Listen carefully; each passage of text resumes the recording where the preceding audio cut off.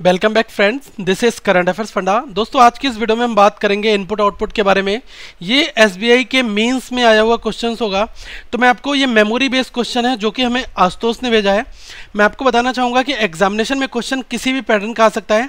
तो कुछ ऐसा ही मिलता जुलता हम क्वेश्चन यहाँ पर सॉल्व करेंगे और आपको बताएंगे कि आप बेस्ट पॉसिबल वे कौन सा हो सकता है इस तरह के क्वेश्चन को सॉल्व करने का।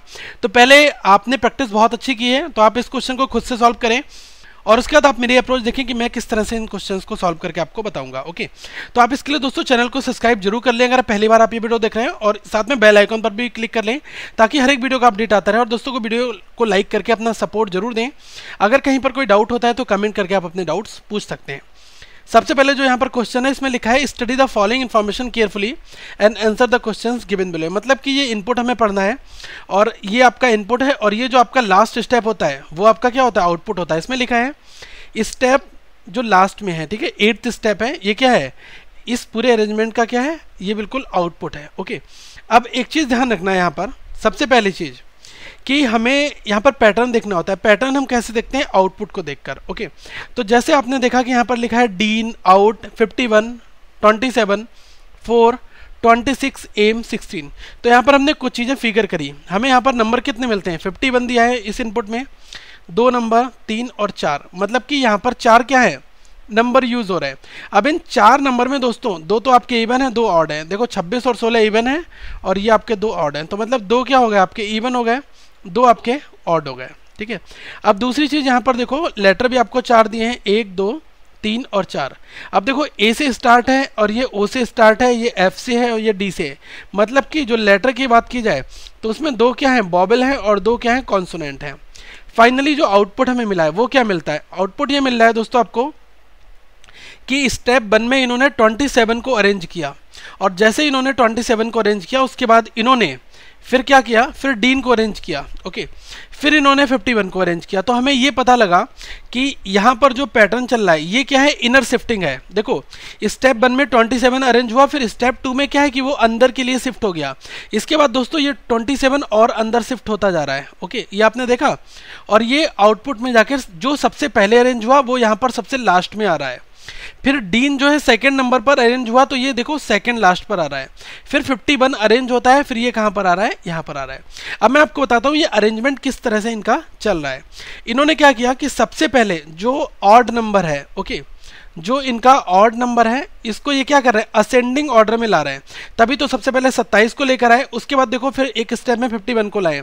मतलब ऑड नंबर जो असेंडिंग ऑर्डर में है। फिर उसके बाद जो सेकेंड स्टेप है इसमें ये क्या कर रहे हैं कि जो इनका कॉन्सोनेंट है, ओके, उस कॉन्सोनेंट को ये कहाँ से कर रहे हैं, ए टू जेड स्टार्ट कर रहे हैं। ठीक है, कॉन्सोनेंट जो है ए टू जेड आ रहा है, मतलब कि सबसे पहले जो ऑड नंबर होगा वो असेंडिंग ऑर्डर में आएगा, उसके बाद कॉन्सोनेंट जो है वो ए टू जेड, उसके बाद फिर सेकेंड वाला ऑड नंबर असेंडिंग ऑर्डर में, फिर उसके बाद second consonant A to Z. Okay, तो इसका मतलब हमें ये पता है कि ये इनर शिफ्टिंग चल रही है।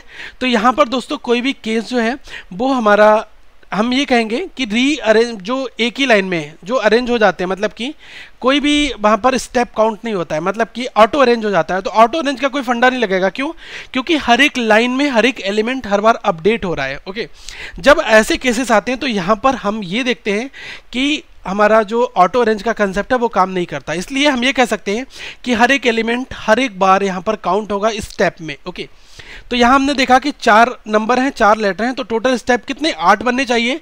तो यहाँ पर भी देखो आपके 8 स्टेप बने। तो अब हमें ये पता चल गया कि जो सबसे पहले अरेंज हुआ वो लास्ट में आया, उसके बाद जो सेकेंड टाइम अरेंज हुआ वो यहाँ पर आया, फिर जो थर्ड स्टेप में अरेंज हुआ वो यहाँ पर आया।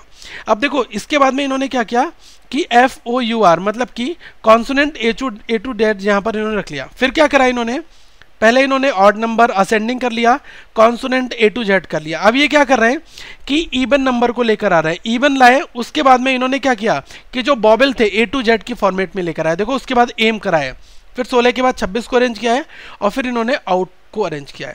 अब देखो जो सबसे लास्ट में अरेंज हुआ है वो देखो सबसे पहले यहाँ पर दिख रहा है आपको होगा, और जो सबसे पहले अरेंज हुआ वो यहाँ पर आया। तो स्टेप आप कैसे लिखेंगे, 1 2 3 4 5 6 7 और 8 इस तरह से। ओके, अब दोस्तों कभी अगर आपको स्टेप 3 लिखना हो, अभी मैं इसको इन लाइन भी करके दिखा दूंगा कैसे होता है। ओके, इसी वाले को, तो बाकी जो एग्जांपल्स यहाँ पर इस क्वेश्चन में हम करेंगे सारे इन लाइन करेंगे, वहां पर स्टेप काउंट नहीं करेंगे। अगर आपको स्टेप 3 लिखना हो तो आप क्या करेंगे, 1 2 3। तो देखो स्टेप 3 तो ये हो गया। अब इसके बाद में यहाँ पर जितने भी अनअरेंज्ड हों वो सारे एलिमेंट आपके यहाँ पर आ जाएंगे। 3 ये हो गया, 5, 1 2 3 4 5 एलिमेंट आपके यहाँ पर आ जाएंगे। ठीक है, तो देखो स्टेप थर्ड इस तरह से कुछ लिखा जाएगा। अब देखो मैं आपको लिख कर भी बता रहा हूँ कैसे यहाँ पर काम कराए। स्टेप थर्ड में देखो 1 2 3, तो सबसे पहले क्या अरेंज हुआ था 27, फिर डीन और फिर 51। तो ये लिखा है 27 डीन 51, तो मतलब कि 1 2 3 का मतलब ये हो गया। इसके बाद में जो ये वाले हैं सारे एलिमेंट, ओके, ये वाले ये क्या है, ये जो अनअरेंज्ड है, जिनको अरेंज नहीं किया गया, वो आपके यहाँ पर लिख दिए जाएंगे। फाइन। अब देखो वन लाइन में मैं आपको बता रहा हूँ कैसे ये करना होगा। अब देखो सबसे पहले मुझे पता है कि क्या हमारा आएगा असेंडिंग नंबर, जो ऑड नंबर होगा वो असेंडिंग में आएगा। ठीक है, तो सबसे पहले आपका यहाँ पर 27 आ गया। अब इसके बाद क्या है कि आपका जो कॉन्सोनेंट है वो A to Z के फॉर्मेट में, तो 27 के बाद में सेकंड वाला क्या आएगा, डीन।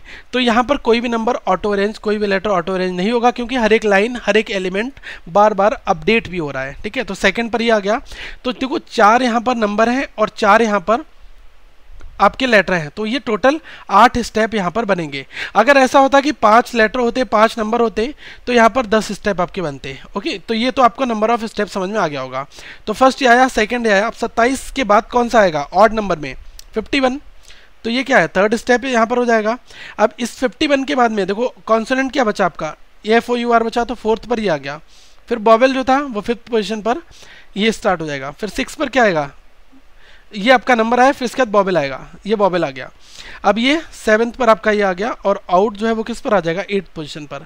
तो देखा आपने, ये आपका फाइनल जो एक इनपुट दिया था, उस इनपुट का फाइनल स्टेप क्या बनेगा, 1 2 3 4 5 6 7 और 8। इस तरह से हम अरेंजमेंट करेंगे। ओके, अब देखो जब मैं क्वेश्चन को करूंगा तो आपको आसानी से चीज़ें समझ में आ जाएंगी। ओके, ध्यान रखना, ये इनर अरेंजमेंट है। इनर अरेंजमेंट का मतलब पहला लेटर जो अरेंज हुआ है वो अंदर के लिए शिफ्ट हो रहा है, फिर दूसरी बार देखो ये वाला अंदर शिफ्ट हो रहा है, और ये पहले यहाँ पर शिफ्ट हो गया। अब देखो तीनों शिफ्ट होंगे, 51 यहाँ पर, डीन आपका यहाँ पर, 27 यहाँ पर, तो हर एक एलिमेंट अंदर के लिए शिफ्ट हो रहा है। मतलब जो पहली बार शिफ्ट हुआ वो कहाँ पर आएगा, लास्ट में। ओके, अब आ जाते हैं यहाँ पर।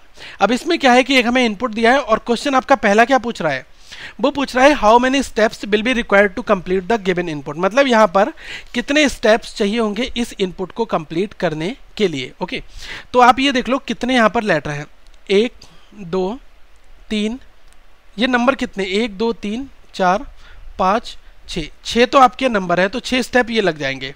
फिर लेटर कितने, 1 2 3 4 5 6 7 लेटर हैं, तो टोटल कितने स्टेप्स लगेंगे, 13 स्टेप में आपका ये कंप्लीट होगा। फाइन, तो यहाँ पर जो हमारा राइट आंसर क्या हो जाएगा, 13। ये आपका राइट आंसर यहाँ पर हो गया। ठीक है, अभी मैं आपको करके दिखा रहा हूँ कि इसमें स्टेप कैसे काउंट करने, तो इसी क्वेश्चन में हम समझ लेते हैं। ये तो हमें पता चल गया कि 13 स्टेप बनेंगे, लेकिन हम एक बार इसको काउंट कर लेते हैं। ठीक है, तो सबसे पहले आपका क्या आएगा, ऑड नंबर आएगा। ठीक है, तो देखो 17 नंबर है, उसको हम पहला स्टेप यहाँ पर दे देंगे। ठीक है, अब यहाँ पर आप ध्यान रखो कि सेकंड पर आपका क्या आएगा, सेकंड पर आपका क्या आएगा, कॉन्सोनेंट आएगा, लेकिन A to Z के फॉर्मेट में। तो देखो वॉल जो है, ये वाला आपका बाल आ जाएगा यहाँ पर सेकंड पोजीशन। ठीक है, अब थर्ड पोजीशन क्या आएगा, 17 से थोड़ा सा बड़ा नंबर होना चाहिए, मतलब कि सेकेंड लार्जेस्ट। ओके, तो सेकेंड स्मॉलेस्ट, तो सबसे स्मॉलेस्ट ये हो गया, असेंडिंग कर रहे हैं ना इसलिए।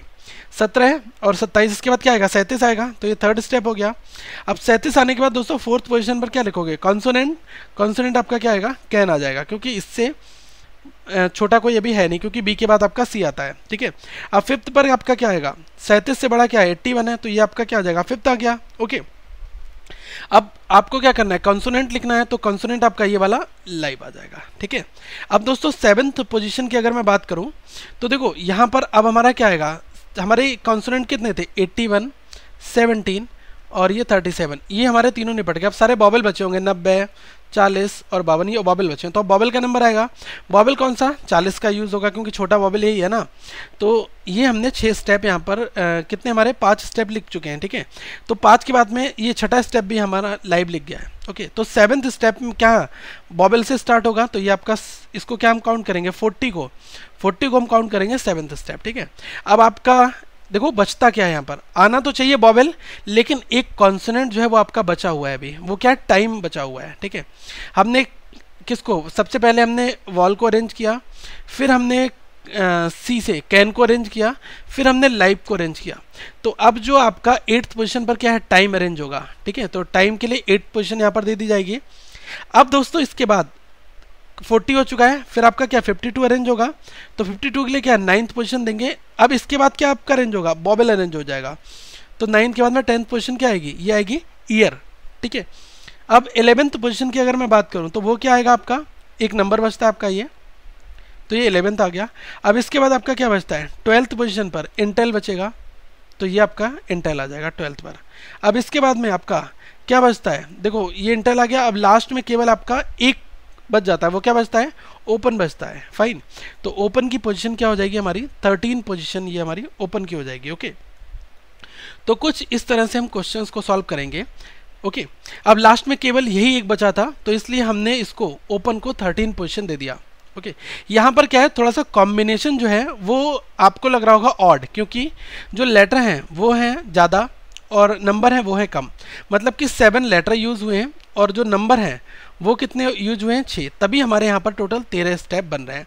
तो अब दोस्तों हर बार हम इसी लाइन का यूज़ करेंगे जो हमने यहाँ पर आपको बताया है। ओके, अब जैसे कि यहाँ पर सारे नंबर लिखे हुए हैं जो हमने पीछे लिखा था। अब यहाँ पर सेकंड क्वेश्चन आपका पूछ रहा है, how many elements are there between ball and open in the second last step.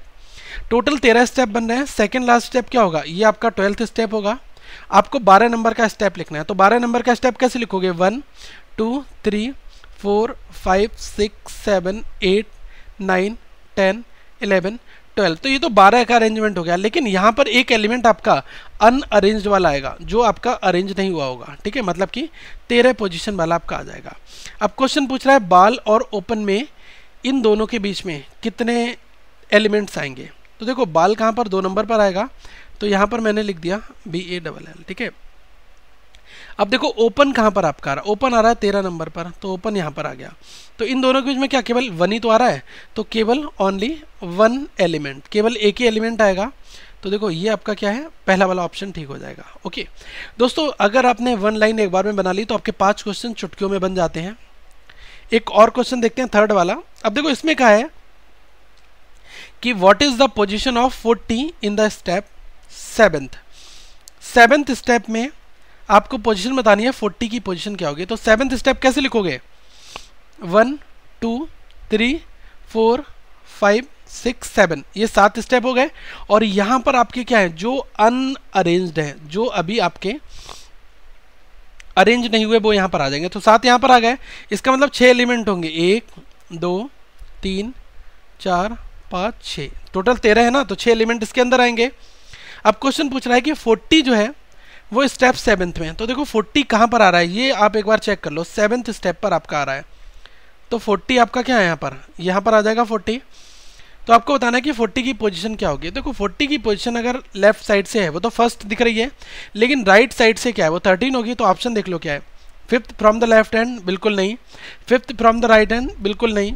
1st from the left hand, बिल्कुल सही आंसर है। यही हमारा राइट यहाँ पर मैच कर जाएगा, क्योंकि लेफ्ट हैंड से फर्स्ट पोजीशन है और ये आपका राइट आंसर यहाँ पर हो जाएगा। ओके, 4th वाले क्वेश्चन के ऊपर आ जाते हैं। इसमें कहा है which of the following is 7th to the left of live in step 5th। मतलब कि आपको स्टेप 5th लेना है और इसमें क्या बताना है कि जो लाइव है उसके 7th लेफ्ट में कौन सा एलिमेंट आएगा। ओके, तो मुझे स्टेप 5th लिखना है। स्टेप 5th लिखने का तरीका क्या होगा, 1 2 3 4 और 5, ये आपका स्टेप 5th लिख गया।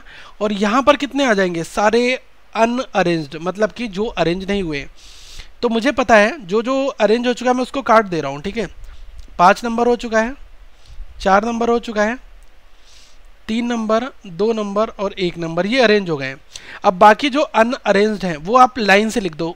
यहाँ पर क्या आएगा, इंटेल आएगा, फिर क्या है 90 आपका आएगा, फिर क्या आएगा आपका लिव आएगा, और इसके बाद क्या आएगा आपका 40। तो लेकिन आगे लिखने की कोई ज़रूरत नहीं है, क्यों, क्योंकि क्वेश्चन आपसे पूछ रहा है कि जहाँ पर आपका लिव लिखा है इसके लेफ्ट में जाना है और 7th बताना है एलिमेंट कौन सा है। तो लिव ये हो गया।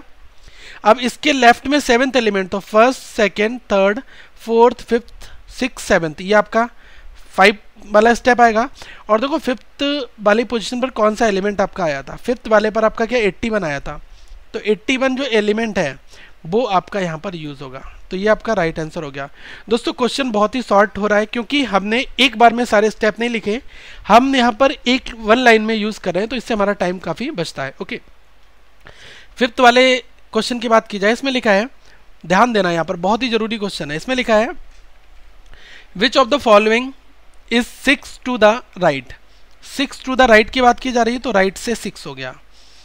Of the third element from the left, left से थर्ड एलिमेंट। अब दोनों का कंक्लूजन कौन सा आएगा? आप देखो लास्ट लाइन में बिल्कुल पीछे से आपको जो पहले वर्ड मिल जाए, लेफ्ट एंड आपको पहले मिल गया ना, तो इसका मतलब कि आंसर में आप क्या लिखोगे, यहाँ पर लेफ्ट लिखोगे। अगर आपको यहाँ पर राइट मिल जाता तो आप राइट लिखते। ओके, ये मतलब होता है। ये मैं आपको एक जुगाड़, एक शॉर्ट ट्रिक ये बता रहा हूँ क्योंकि हर एक जगह ये काम करती है। तो कंक्लूजन लेफ्ट से आएगा। अब दोनों अपोजिट हैं तो जुड़ जाते हैं। 6 और 3 कितना हो गया? 9 हो गया। तो आपको क्या करना है? Step x. स्टेप एक्स का क्या मतलब होता है दोस्तों? 10th स्टेप में,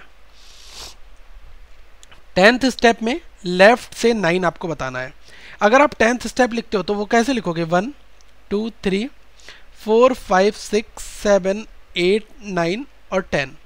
इसके बाद जो आपके अनअरेंज्ड होंगे वो आपके एलिमेंट यहाँ पर आ जाएंगे। 10 ये हो चुके हैं तो अंदर 3 आएंगे ना, 1 2 3 केवल और आएंगे। ओके, अब यहाँ पर हमसे कह रहा है कि जो आपका ये वाला स्टेप है 10th वाला, इसमें इस तरह की क्वेश्चन बनी थी, तो कंक्लूजन क्या है? लेफ्ट से 9। अब लेफ्ट पोजीशन ये वाली होती है। अब लेफ्ट से 9, ओके, लेफ्ट से 9 क्या आएगा? 1 2 3 4 5 6 7 8 9, ये आपका सेकेंड बनेगा। अब देखो सेकेंड पोजीशन पर कौन सा एलिमेंट है? सेकेंड पोजीशन पर जो एलिमेंट है वो क्या है? बाल है। तो ये आपका वॉल राइट आंसर यहाँ पर हो जाएगा। तो आप देख सकते हैं ये यहाँ पर मैच भी कर रहा है। ओके, तो दोस्तों कुछ इस तरह से ये अप्रोच फॉलो करके हम क्वेश्चंस को सॉल्व करते हैं। पैटर्न कुछ भी आएगा, अगर एक बार पैटर्न समझ में आ गया तो क्वेश्चन बनाने में आसानी हमें होती है। ओके, अगली वीडियो में मैं आपसे फिर मिलूंगा, तब तक आप हमें यहाँ पर प्लेलिस्ट जो है वो फॉलो कर सकते हैं। और दोस्तों इस तरह से बैंक की वीडियोज़ आप तक आती रहेंगी और भी बहुत सारी SSC की वीडियोज़ भी आएंगी। तो आप इस चैनल को सब्सक्राइब कर लें, इसके साथ बने रहें। अगर आपका कोई क्वेश्चन होता है तो आप ईमेल कर सकते हैं currentaffairsfunda@gmail.com पर। हम उसको सॉल्व करके इस वीडियो पर पब्लिश करेंगे। आज या कल जरूर आपका क्वेश्चन पब्लिश होगा आपके नाम के साथ में। So thank you friends, have a good day.